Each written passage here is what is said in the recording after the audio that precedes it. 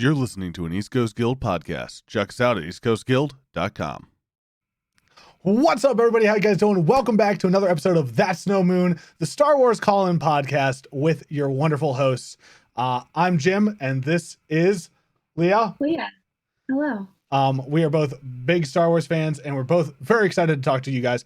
Just as a rundown, if this is your first time ever seeing the show, we do a call-in show. We do, just so you're aware. Everybody doo-doos. But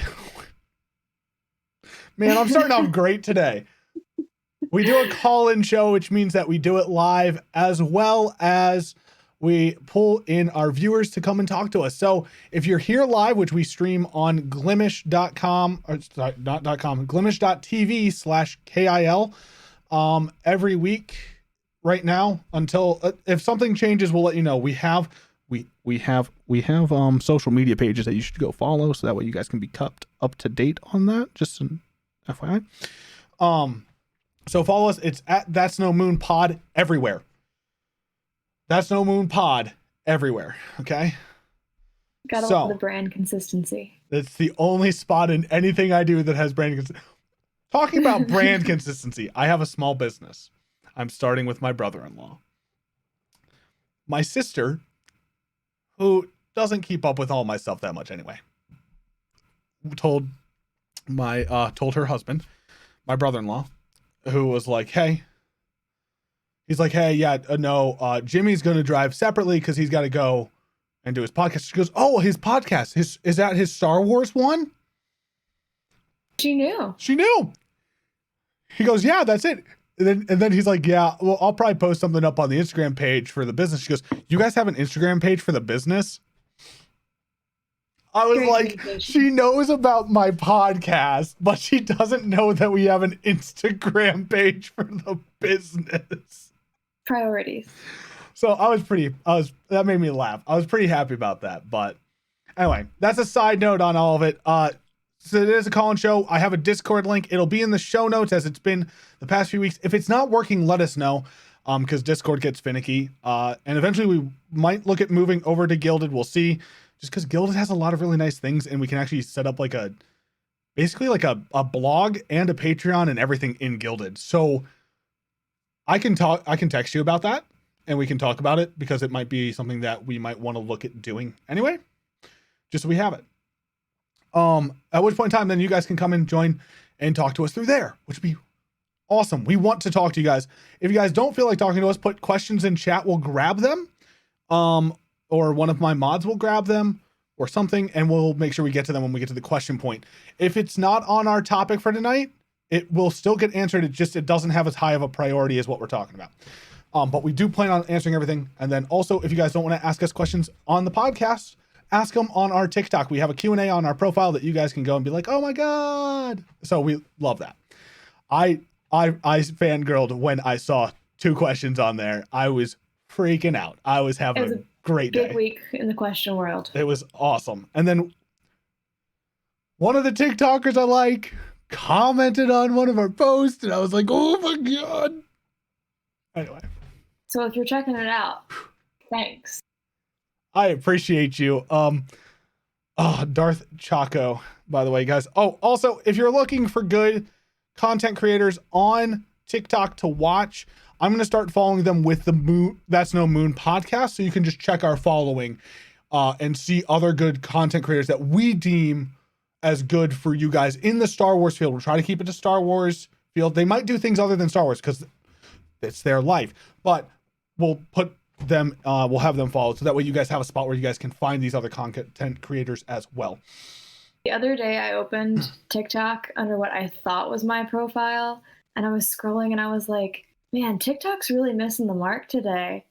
I don't think this is my For You page. And I looked and it was That's No Moon. And I was like, that's fair. Very different, very different vibe. Demographic than my normal page. So I have a bunch of, I'll probably write a list out and then go follow those people what That's No Moon, because I have people that I like listening to, and some of them are a little bit more drama, some of them aren't. So I'm like, I'll probably pick and choose what I do, but they're still all good, worth it.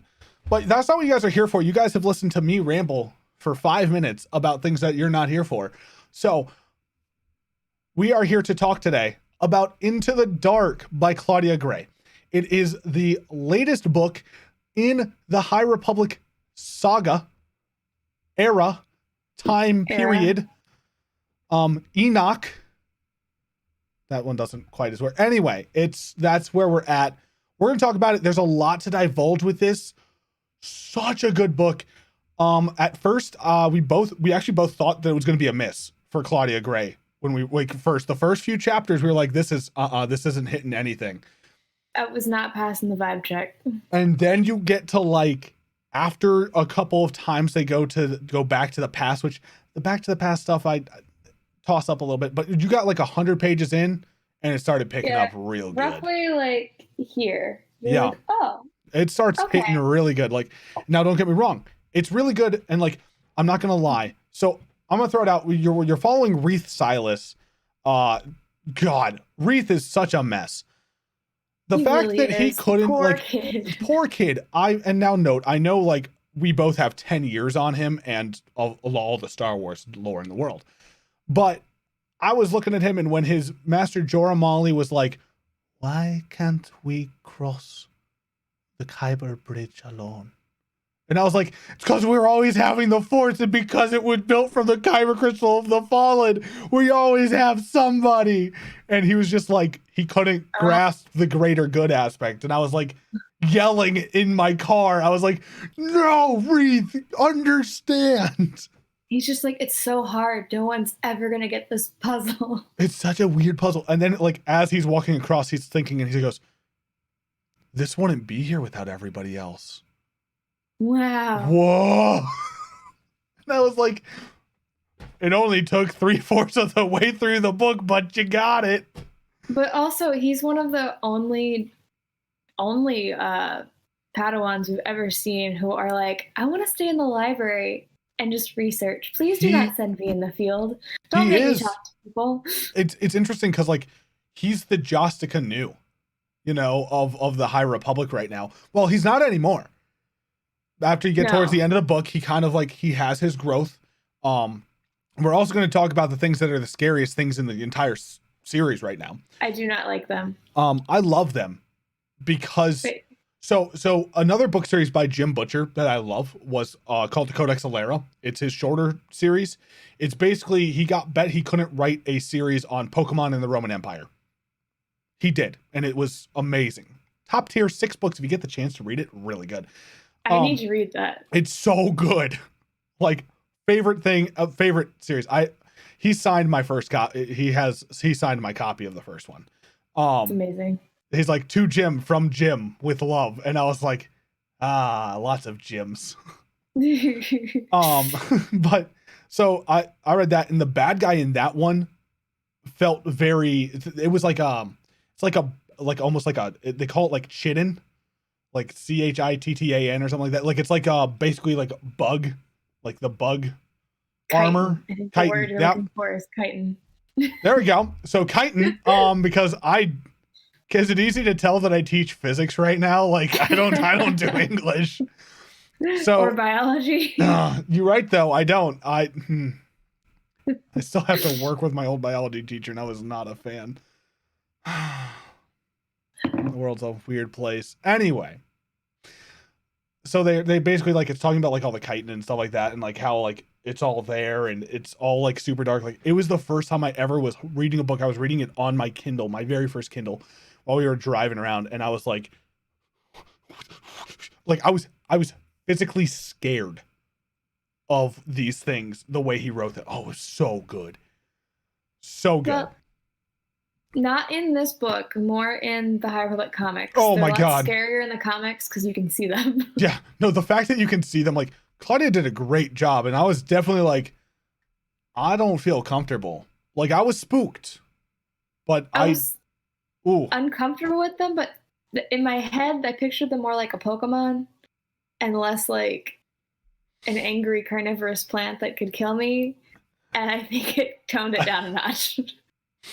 See, when I heard them and they're sitting there and going, meat, come here, meat. I definitely was kind of like, okay, they kind of want to eat you.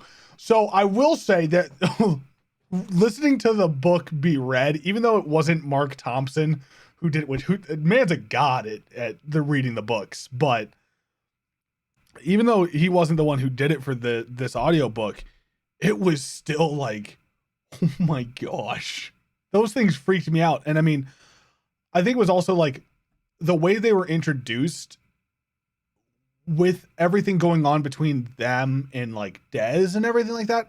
I think I was more angry than fearful, because I was definitely like pretty livid at the stuff that they did to Dez. And the whole time you're expecting the Nile to be the bad villain again, because we just came off 2 books where the Nihil were the High terrible. Republic and the Nile, and it's like, okay, so when's the big space battle happening?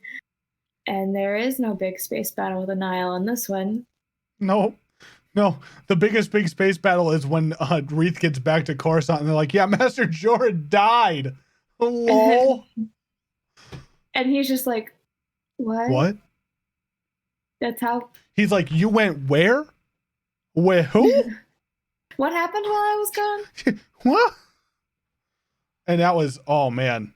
Because the whole time he's like, I'm going to tell you that I don't want to go back. I don't want to do this. Blah, blah, blah, blah. And I'm just like, I want to stay in my library. Yeah, I just want to stay in my library. Oh man. But it was so good. And it's not my favorite Claudia book still, but Master and Apprentice was still better. Princess, have you read Princess Leia of Alderaan? I have not.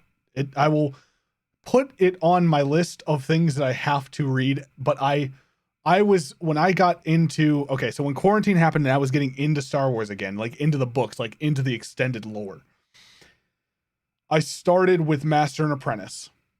I read it. And it's then a good one to start with. It was so good. And then I went back and read Dooku, Jedi Lost.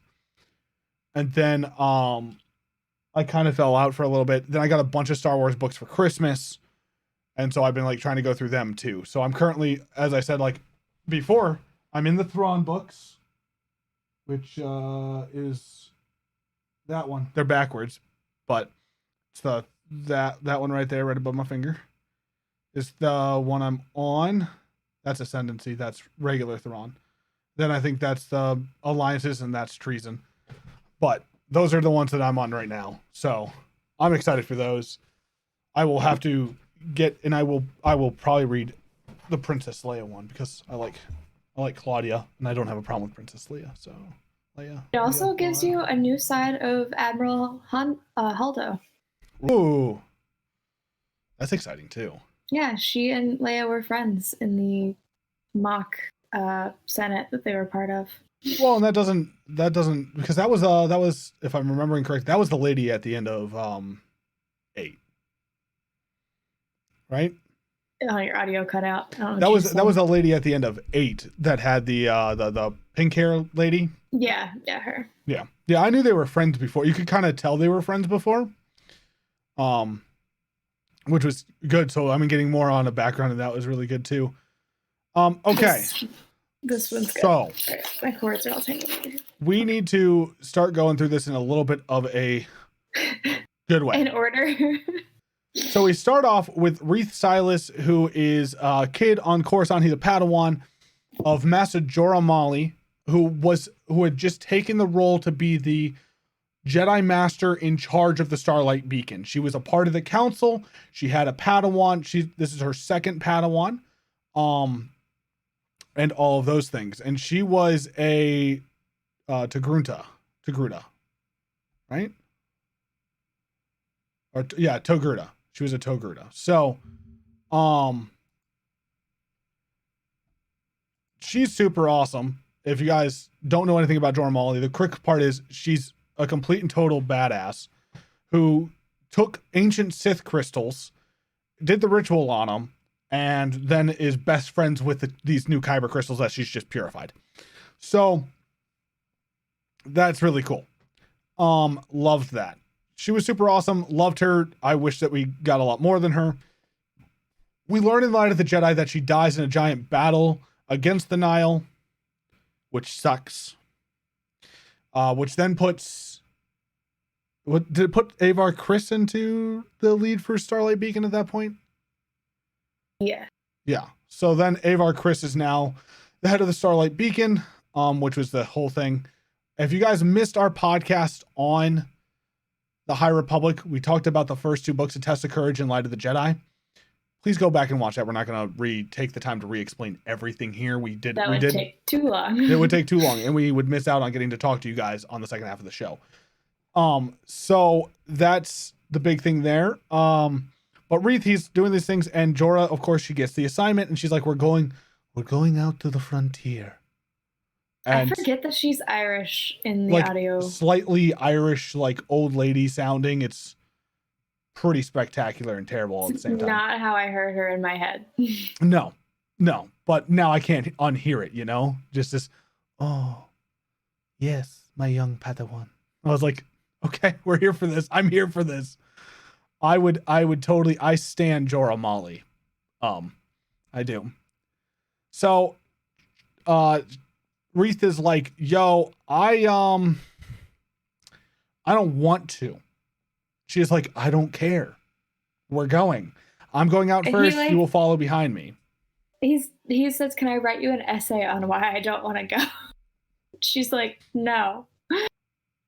She's like, if you want to waste your time, go for it. I've given you the order. We're doing it. So,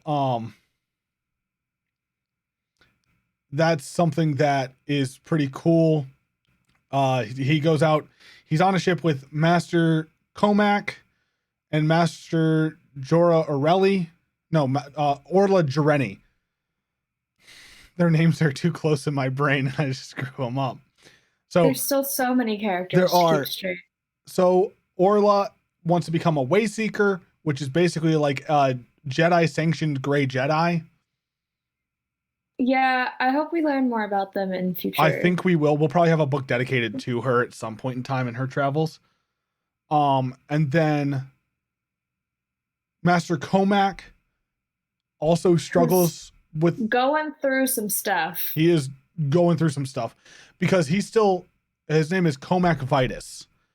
And he still has this problem where he feels like he should be able to grieve things and not hide everything down and push it down like the Jedi say this is what you should do. You should push everything down, push it away, which, I mean, in all honesty, led to Anakin being corrupted by the dark side and running and going, blah, blah, blah, blah, and then killing all the younglings. So he has a point. He does have a point. Because, let's be honest, the Sand People got decimated because of Anakin not being able to grieve and deal with that stuff properly. Yeah. Because since he had to hold it down and hold it all in, and he had all these attachments and it broke these things. So again, they need to go to therapy. They really do.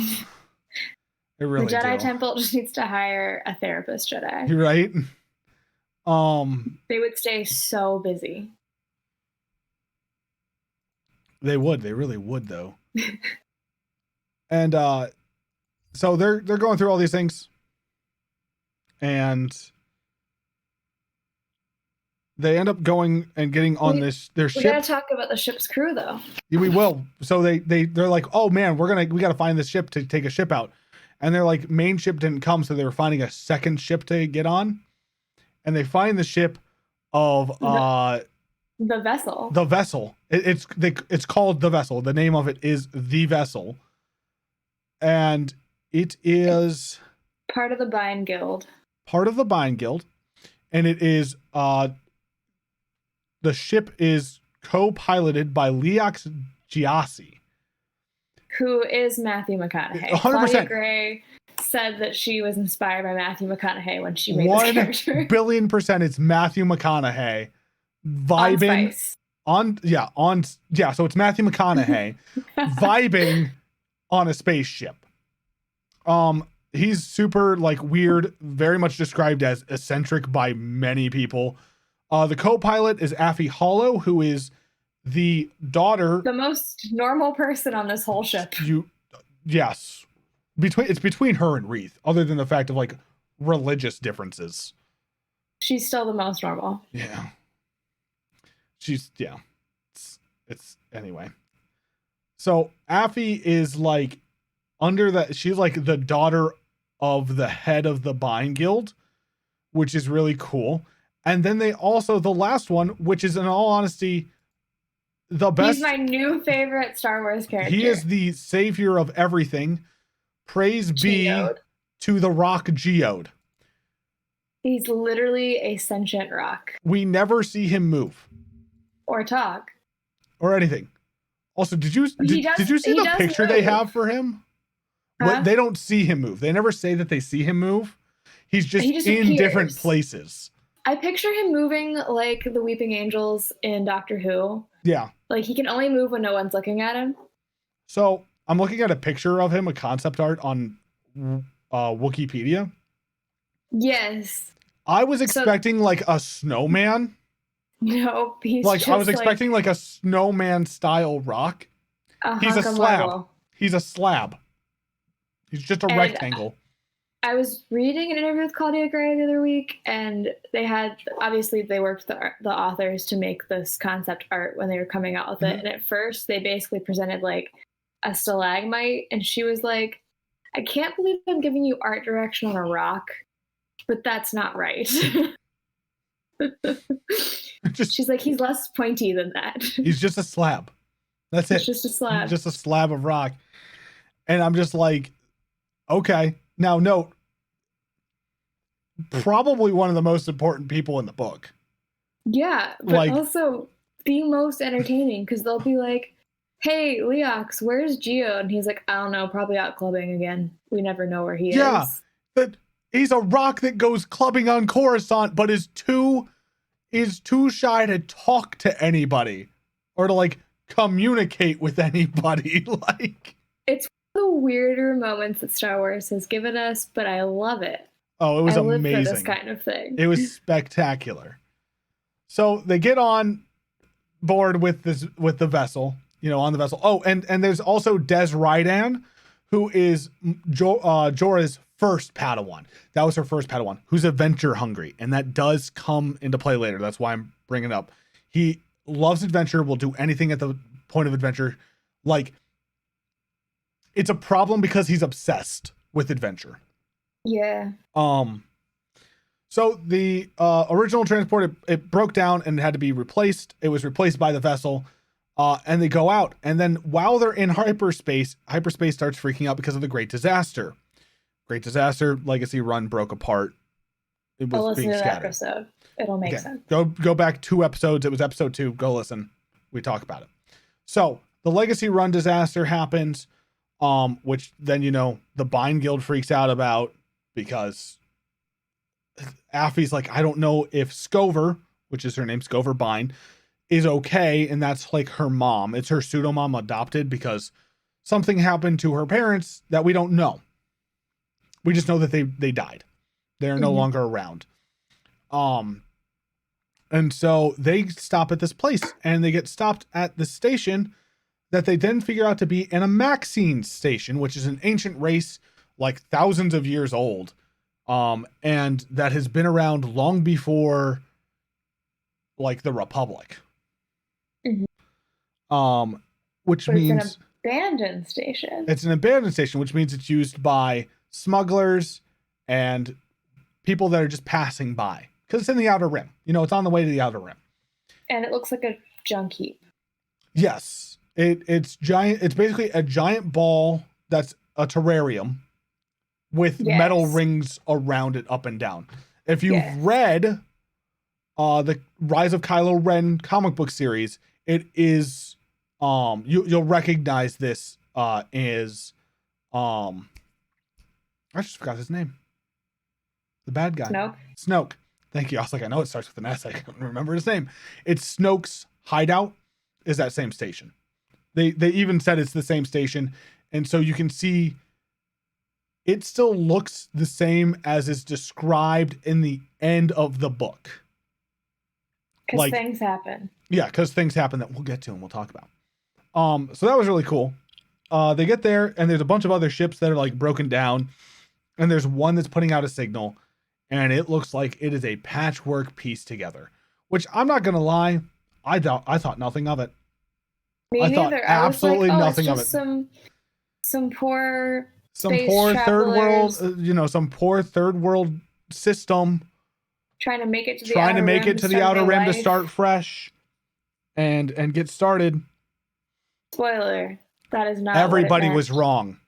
it So they then go to the Amaxine station. They get everybody to go there because there's about to be a giant solar flare, which they're like will be protected if we're in this thing, but we won't be protected if we're not in the thing. Basically, like we'll all die if we're sitting out here in space, but if we're in the station, we should be fine and there shouldn't be any problems at all for us. So they get to the station, there aren't any problems, except for the fact that there's one shuttle that's basically pirates. They're basically pretty piratey, terrible dudes. And everybody's really trying to loot. terrible. Yeah, everybody's trying to loot everything. And they're like, no. We're in this together until we know that the hyperspace lanes are good. So we have to share. So the Jedi force them to share through a little bit of force.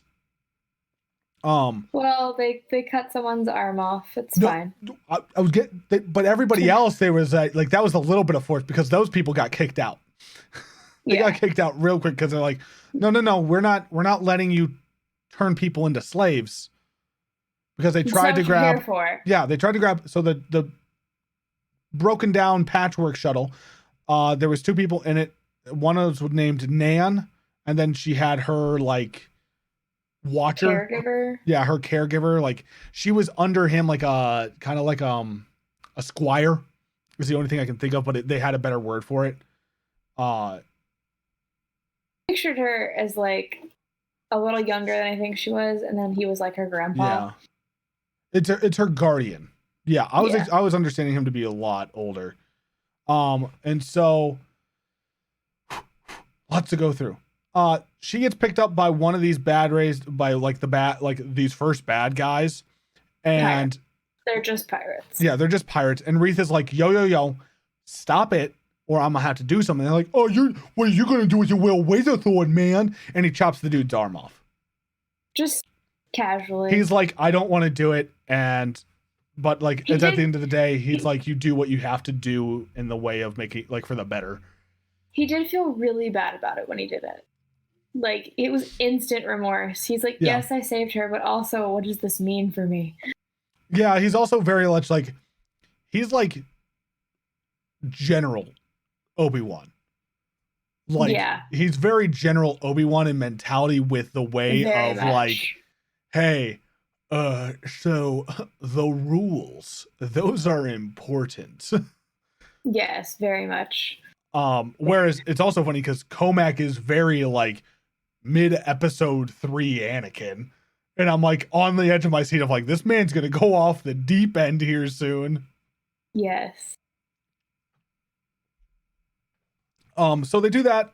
Then they're like, oh, well, there's this weird darkness here. I don't know why. And they see all these different statues, which we come to find out they're just statues that the Amaxine put up. Well, this was also a speculation from another podcast too, but it's basically that those were conquered peoples of the Amaxines that were thrown into slavery. So they had that way of like saying these are the people, they made statues of the people they conquered and then left them on the thing. Because I'm pretty sure all the Amaxine got killed by the Drengir. They're not alive anymore. They're not around. There's not also a bunch of amazing gardening droids. Ah, yes. Who have succeeded so well at their job that this entire space station is just plants. Yes. And if you touch the plants, the 8T gardening droids. I love them. They're until literally they get to this point because they're trying to search this stuff down below and try to see what this is like, because they're like, oh, maybe it's like a transportation ring or it's another storage ring. They're trying to find out what it is, and they're trying to go down, and one of them Affy gets caught on a thorn, which we come to find out why that thorn was so important later on. But they go to grab the thorn. I'm like, oh, sweet, we got the thorn. You know, she had to get an antitoxin put into her, but because the gardening droids were being so terrible, they like couldn't climb down. So they hold plants hostage. Yeah, they like scoop up little plants out of the ground and put them onto their clothes so that they won't attack them, because then they'd be hurting the plant. And the gardening droids are like, seems legit. Well, sorry, we'll back down. We're sorry, officer. Like, you two respect the plants. We cannot harm you. Like, and you're just like, what is? I don't know why I pictured them as like very tiny Wallies. Well, they said that they were like, they looked like the top of an astromech. They looked like astromech heads, but I was like a small Wall-E, like they have like they do this. Pick things up. They've got little scissor hands that apparently have clippers on them that can do massive damage to you. Yeah, they sounded very pointy, but they were bad. They were just trying to do their job and take care of the plants. They've been undisturbed for years, and then these hooligans show up and bother them. Exactly. It's like, what is going on? So then Des disappears. They finally get downstairs. They're looking on this ring, and Des disappears. And when the door opens, no more Des. Reith is looking in, and there's only these double helix power generators. Which the double helix power generators, if you get stuck in a room and they go off, and you're not in like a shuttle or something like that, you're disintegrated. Like there is nothing left. Now note, Des had a concussion because he got smacked in the head with a door. Then he screamed, and then there was nothing. Goodbye, Des. And Des is gone, and we don't know what happened to Des. I mean, we find out what happens to Des. And then everyone else is like, Des is sorry dead. about your friend, man, but he's the one with the Force now, so don't mourn him. And meanwhile, Comac's like, mourn him! We have to mourn him! And I'm like, Comac, it's going to be okay. I'm sorry, buddy. Let me hold you. Well, Comac and Orla had a bad past. Comac's master died on a mission. And that gave him a lot of issues because his master died. And when your master is basically your only parent, you get an attachment whether you wanted it or not, and it's really tough. Like, it's a surprise that Obi-Wan didn't have as much repercussion after Qui-Gon died, because they got so super close towards the last few years of their connection. Yeah. Like, once Master and Apprentice happened, like, it 180'd their relationship. And that was 4 or 5 years before episode 1. And so that was, I don't know. It's very interesting to think about. But they get very close. So Comac's constantly having that stuck in the back of his head. Kitty! She decided to make an appearance. And then Orla, she was listening to the Force, and the Force said, attack this dude. He's going to do bad thing. And she didn't act because she was holding to the Jedi code. Even though the Jedi code says listen to the Force, she was like, I can't listen to the Force because that's going to bring violence and death. And that's not what the Force wants, even though that's what the Force wants. And the guy kills one of the people there. And so that's why she wants to become a Wayseeker, is because she wants to be able to just listen to the Force. Because she feels like if I had just listened to what the Force told me to do, that person, the good person, wouldn't have died. Mm. And so it's very tough on her, which is why she struggles, and then also Comac struggles from that same event. They have a shared trauma. Yes, they do. And through that whole time, they're struggling with their path on the Force, which then when they get onto this station and they see these statues that are there, that are dark and foreboding, because there's dark side energy all around them. And well, as they've told us, the dark side, the Sith, can put their essence into statues and into objects. It's something that they learned that the ancient Sith knew how to do. So maybe there's ancient Sith in these statues. So they're like, let's take them off the station and take them back to the temple. Let's remove them from the station.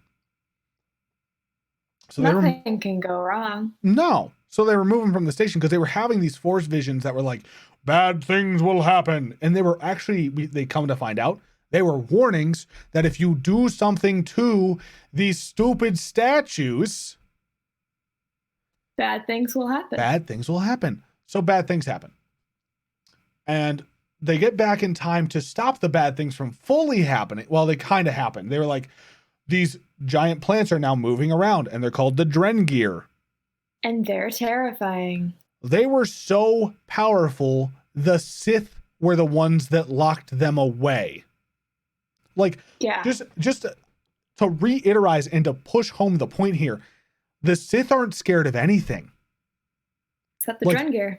They're only scared of each other, right? They're scared of loss of power. They're not scared of another being because they believe themselves to be better than all these beings. The Drengir scared them because of how powerful the Drengir were in the dark side of the Force.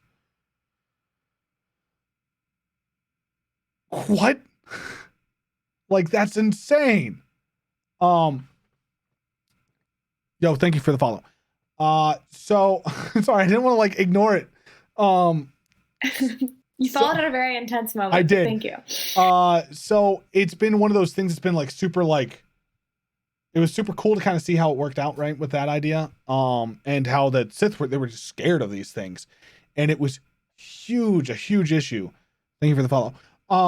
And they basically get these statues back in place and redo the thing again, right?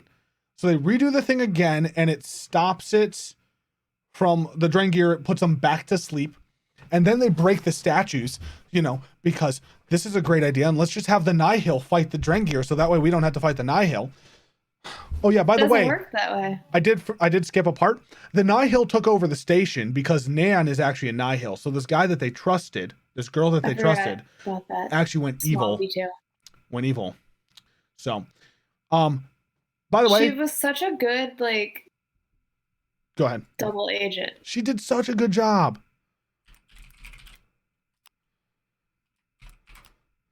I did not see that coming. And so you're when it was revealed, I was like, am I reading this book right? Like, oh, it flipped me out. Claudia got me twice here. It was so good. It was so good. I love a good twisty. Someone described it as a mystery novel. I don't think it's a mystery novel, but it's a good twisty. Maybe we'll give it a young adult Star Wars thriller. It was, yeah. It did really, really good too on that, because not only that, but Reith goes down while this is all going on, with this fight with the Drengir is going on. He goes back down to look for more stuff about where Des was. He's like, I gotta find something else here. I have to look again. Because you can't let it go, even though the council was like, he's one with the Force now. He's one with the Force now. Let it be. You shall not have your time to feel good and grieve. And he's like, nah, something's off here. And so he trusts the Force.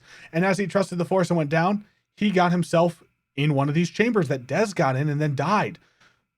And so he's like, oh, well, now I'm dead. Great. I left to go deal like if I had just listened and not come in here, I wouldn't be dead. And then he ends up getting, he found out that he was in a hyperspace pod. Which is fascinating to me. Yep. It's like almost teleportation. It is. But just to one spot. It's to one spot and back.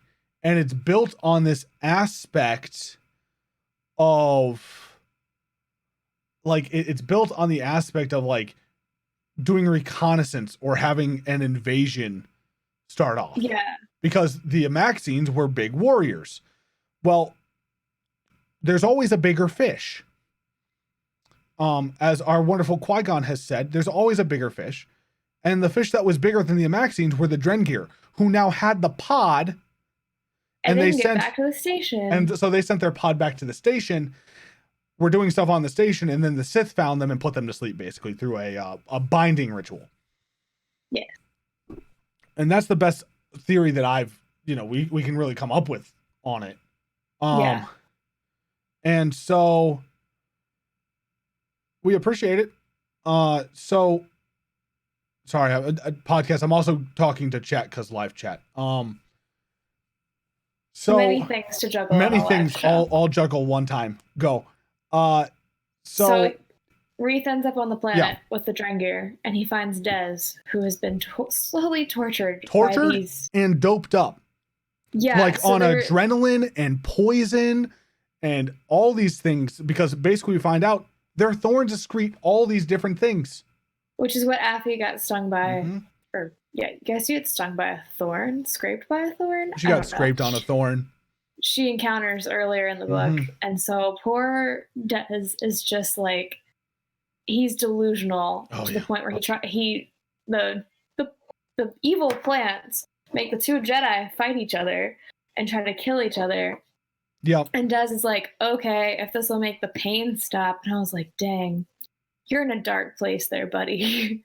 Well, and he even comes back later, like he's talking post, because, it's a Star Wars book. The good guys still get away at some point in time and everything's fine and safe and happy. Yeah. And Dez talks about it, and he's like, I lost so much of my connection with the Force, which we're going to come back to.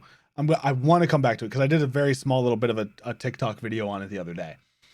But anyway, back to the Drengir planet. They do that. They fight. He disarms him. He pushes him in one of the pods. They get in one of the pods, and both pods shoot back to the Amaxian station. Reith then pushes one a little bit away to get some space and stuff, and he basically then disintegrates with the helix, the two helix things. He disintegrates 6 of the Drengir, and I was like, dude, I love you. Which is super handy. It was super good. And up top, the Drengir were put back to sleep, but the Nihil are still a problem. So then the Nihil, then Orla's like, if I destroy a statue, then they could just fight and we can still get away. And then, we are away from the station, which actually isn't a bad idea. It's good in theory, but I think she underestimated the Drengir. Because then they have all these roots growing out to grab every single ship around the station so they can't leave. Yeah. They're scary. I don't like them. I don't like them either. But they're fighting the Nihil, and they get Dez back to the ship. He's getting fixed up. Comac's at the ship. Reith ran away because he's like, we got to do something about these guys, because if they have the power of this station, they can destroy the whole universe. They can take over the galaxy.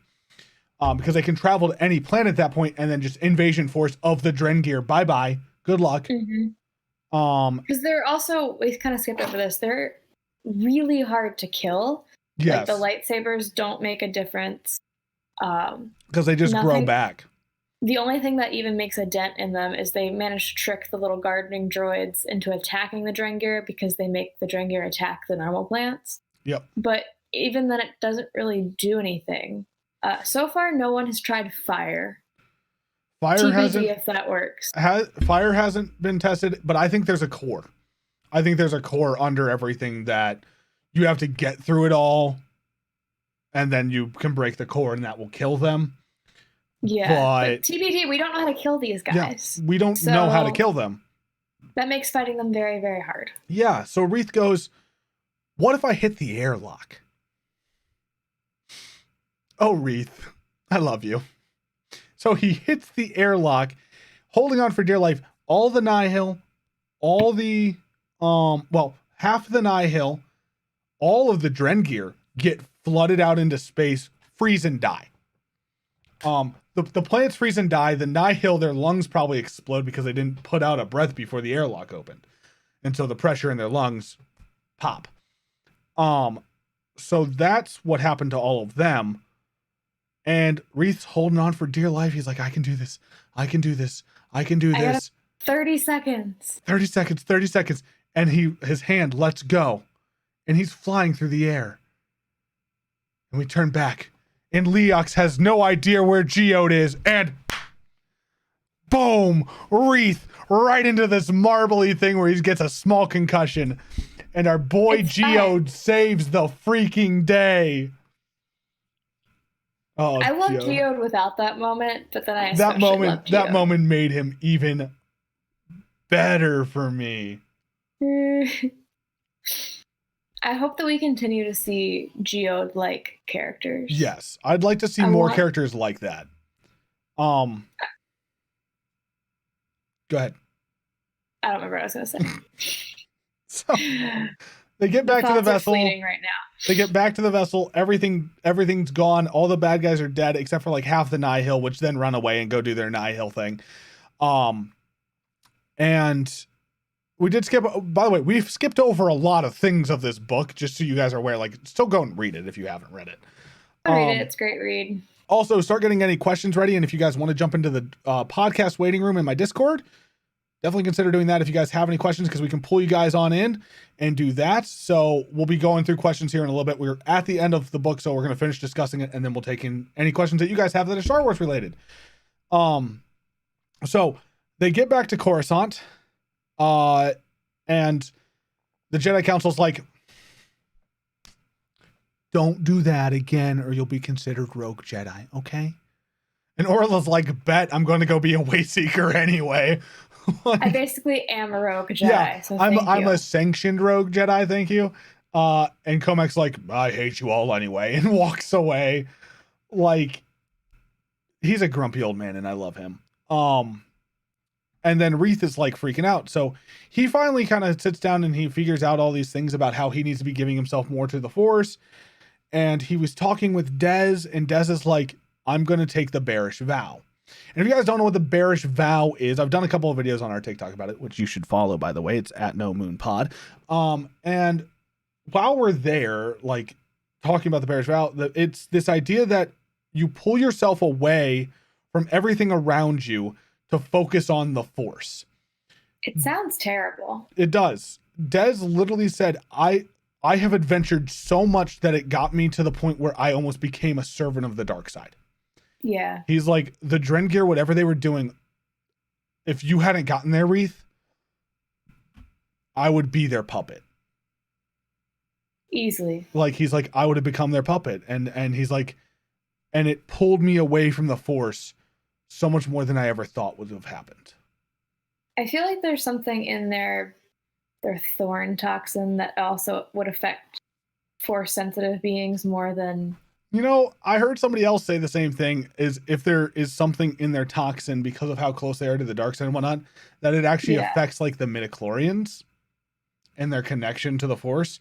It makes sense. Note, the other podcast host hates the idea of midichlorians, so he just started yelling about how that was terrible. But ignoring the idea of midichlorians. Ignoring the idea of midichlorians, having something that could affect a Force user negatively like that would explain why the Sith are scared of them in the first place. Yeah, I think it's the only thing that would make them scared. Oh, you can take my powers away from me? Nope, I'm gone. We out. And that's... They wouldn't want to be the puppet of another dark entity either, so... Correct. They want to be the puppet of themselves, not anybody else's puppet. And so that's a huge thing. And so then Reath's hearing that, and he's like, I'm going to go walk across the Kyber Bridge. And he does it, and it's not hard at all. He did the whole thing, and he's like, I get it now. It's about doing something bigger, that we're here to do things bigger for everybody. And so while that's going on, Reath is like, he walks up to Comac and he goes, look, I know you're going back out to the frontier. Will you take me as your Padawan? It's like, damn it. Yeah, he's like, old man grumbles. And he kind of sits back and he goes, you think he's going to say no? He says all these things and you're like, he's going to say no. He's going to say no. Reath was like, he's going to say no. It's okay. Reath gives him the out saying, it's okay if you say no. I understand.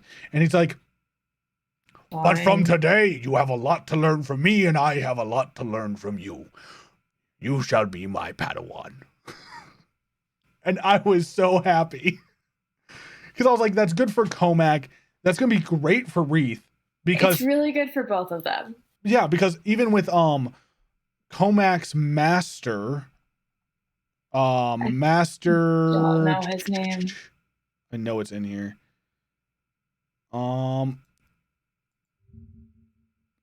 It was, his master was Simics, Master Simics. Yes. Who's like a snake people? Is he like Skewer? No. Or is he? No. He's like There's too many Simics species. is a Philithar, and the Philithar are literally snakes. They are snakes. They are a snake-like sentient species. So if he was to use a lightsaber, he would have to use it like with the Force. There's also an appearance with them along Leia Organa, 20 years that's into where the reign. I had read it first. So Yep. Claudia Gray really likes them. Yeah. So they do exist, and I think they were in one of the comics as well. Not necessarily just the High Republic. They were in Bloodline. They were in I haven't Bloodline. read Bloodline yet. And I think Bloodline was the first comic series. No, it's a novel. Yep. It's a Claudia Gray novel. Also Claudia Gray. So they're in Bloodline. They're in Leia, Princess of Alderaan. And then they're in Into the Dark. And then they were first pictured in Leia Organa, Ordeal of the Princess. Was the first time we got a picture of them. And that's a comic. That's a comic series. So that's the first time we saw them. But that's an adaptation of Princess of Alderaan. It is a Japanese web comic. That's an adaptation of it. So that's the first time we got to see them. So they're these snake-like dudes. And so that guy was a lore dude. Like, he ran around and was always looking for lore from everything to get. And to learn about the people that were there so they could learn more. And so that's what Comac started doing, was learning about the people. And that's why he was going out to the frontier, so he could learn about the cultures that were out there. He basically was going to be Jedi Thrawn. And Reith was like, that sounds perfect. I want to do it too. And so then he goes with him to do that stuff, which was really awesome. Really great way to kind of like end the series too, I'll be honest with you guys. Because it came out in a really nice, solid way of being like, here's these things, here's what's going on. And might see them in the background of other High Republic stuff, but like, if that's where we leave them, then that's cool too. We could leave them there. I would like more. I'd like to know more about Reith and Comac. I'd like to see their journey more. I'd like to see Orla's journey more. I hope to see more of Affy and Leox. I think Orla is in the manga. I can't wait. I'm going to buy that manga. And I'm going to demolish it on the first day I get it. I feel like there was concept art of her. Or there is concept art of her, and I think there's concept art of Comac as well on StarWars.com. No, Comac might not have any yet. Orla does. So we're definitely seeing her again. If they did concept art, I feel like we're going to see them again. But see, we have concept art of Leox, of Reith and Leox and Affy and Geode. So I think we're going to see them again. Because there's also that whole Bind Guild subplot we didn't even talk about. Yeah, there's a lot of Bind Guild subplot that got left out. A hot and narrow of that was indentured servitude.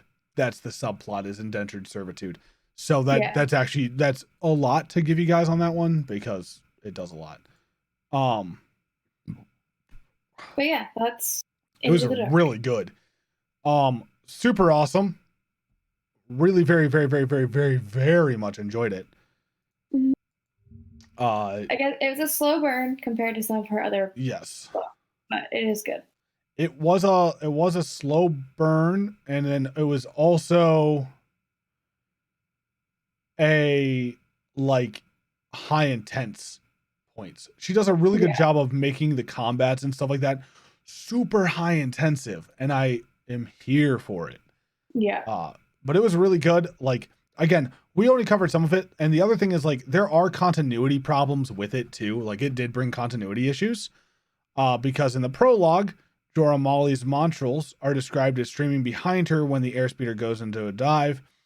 She's Togrunta and her Leku are what is actually being described. So it's not Montrals, it was her Leku. A lot of people get them mixed up though. Yeah. Then also and so to be specific, the Montrals are the rigid horns atop their head. Her lightsaber was also described as a blue blade, and it's white in the High Republic. but we also knew that she had more than one lightsaber. So she had more than one kyber crystal. So in all honesty, It could be both. it could literally have been which pair of shoes am I putting on as I leave today. Yeah. Then when Comac overhears Reeth and Dez talking about the Padawan braids, he says to himself that he will not require his next apprentice to wear one, which implies that he had an apprentice. I didn't really get it that way. I was like, he's just implying that whenever he has an apprentice, a Padawan, they're not going to have the braid. Yeah.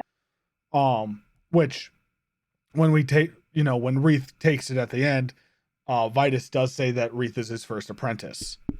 Adampo was described as male in this book, but female in Light of the Jedi.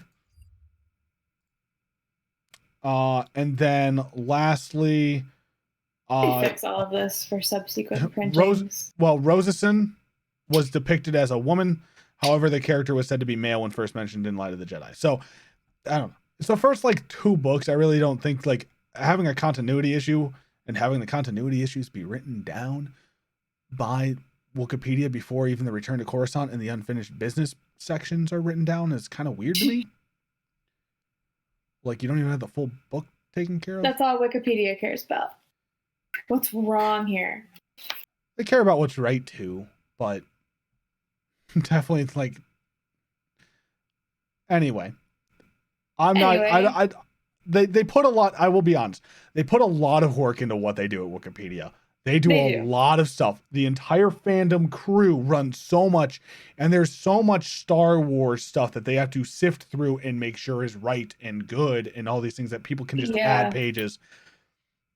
And so, in all honesty, they might not have even added the continuity issues. Somebody else, like, I can go and edit it and add in continuity issues. So, like, I could also go down to the Jorah Molly part and be like, but she also had more than one set of kyber crystals, as we knew. Because she had a lightsaber and then she cleansed the other one. So, it's a toss-up at that point. But it doesn't really matter because Jorah Molly was not the head of the story. Like, it was not Jorah's story. A side character. Although, I'm still pretty sure she's part of the Living Force. Like, definitely. I think we'll see her again. I do too. I think with how she was talking to Reeth throughout the book, she was like there. I think she was Qui-Gon there. She wasn't Obi-Wan there. She was Qui-Gon there. Yeah. And I think that was a big thing. But it's also interesting because the way that the Living Force works is like you don't exist in time. You're just a part of it. And time's like a non-linear ball of crap. And so you just timey-wimey stuff. Exactly. A Doctor Who's on us. So you literally like exist only when the Force wants you to exist. Which is weird, but like makes sense. Like you can't. That's why like when Anakin or like when any of them are yelling like "Come here, blah blah blah, I need to talk to you now," they don't show up because the Force goes, "Nah, figure it out on your own." So it's it is. We got 15 minutes left. We do. If you guys have questions, now is the time. We will gladly take any questions that you guys have. If you guys don't, then the podcast still is an hour long, and we still win because you guys were here for an hour. Talking about random stuff. Yeah, we can do that now. But if you guys have any questions, please jump into the podcast waiting room. If you guys want to ask them to us directly, or put them in chat, and you guys can ask that way, and we can answer that way. I'll also take a look at our TikTok, and I'll see if we have any questions there. I doubt it, because I'm pretty sure I've answered all the questions there. I have answered the 2, and you've answered the other one that you needed to as well. So we are full up there. So unless you guys don't have any questions, we will gladly be done. We'll give you guys a couple minutes, I guess. So, if you had to rank the High Republic right now, which it's only 3 books, so it's not hard to do. No. How would your ranking go? It would go Into the Dark, Test of Courage, Light of the Jedi. So that's mine, but I flipped Test and Light of the Jedi. But that's just my personal preference on that one. I liked Light of the Jedi more than Test of Courage. I think I'll like the subsequent things to come out of it more. Yeah. I think Light of the Jedi is just a lot. It was a lot of info, but until I get more about my wonderful, beautiful Loden Greatstorm, it's not going to matter to me. So hopefully in the Rising Storm, they've kept it really under locks. I know, it's like Disney's actually doing a good job at this. Like, come on. There's a lot of hype around the High Republic. There's a lot of hate around it, but that's everything. Well, that's Star Wars. Wait, you're adding stuff on that other people might like? How dare you?